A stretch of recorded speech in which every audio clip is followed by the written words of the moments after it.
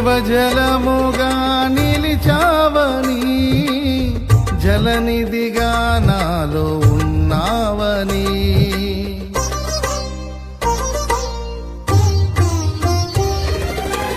జనులకు దీవెనగా మార్చావని, జగతిలో సాక్షిగా ఉంచావని, ఉత్సాహగానమునే పాడనా, ఉత్సాహగానమునే పాడనా, ఏదైనా నీ కొరకు చేసేందుకు ఇచ్చితివి బలమైన నీ శక్తిని, ఏదైనా నీ కొరకు చేసేందుకు ఇచ్చితివి బలమైన నీ శక్తిని, ఇది ఏ చాలును నా జీవితాంతము, ఇలా నా కన్నీయు నీవే కదా, ఇది ఏ చాలును నా జీవితాంతము, ఇలా నా కన్నీయు నీవే కదా,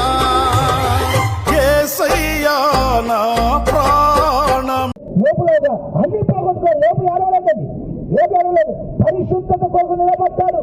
నా విమోచకుడు సజీవుడు, ఒకరోజు ఆయన కన్నులారా చూస్తాడు, ఈ నమ్మకంతో పెట్టాడు. అయిపోతాయి అందరూ పోయారు కదా, వాళ్ళ కోసం ఏంటంటే వాళ్ళందరూ ఉండాలేస్తాడా, నాకు నా విమోచకుడు సజీవుడు, నేను ఒకరోజు ఆయన కన్నులారా చెప్పండి, కన్నులారా నేను చూస్తాను. అదే ఎందుకని నా ఆయనలో ఉన్న పరిశుద్ధత, ఆయన నీతి, ఆయనలో ఉన్న నిర్ధారితమైన హృదయం, ఆయన ఆ మాట పలికించేసినారు. నా ప్రియ సహోదరులారా, ఈ శుభరాత్రి నా ప్రభు నీలో కూడా ఓ పరిశుద్ధమైన జీవితాన్ని కోరుకుంటున్నారు.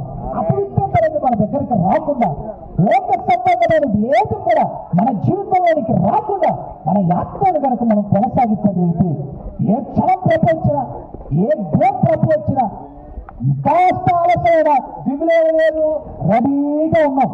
పరిశుద్ధత అనే ఒక స్వభావాన్ని తెలుసుకొని క్రీస్తు యేసు రాకడ కొరకు మనం ఎదురు చూస్తూనే ఉన్నాం.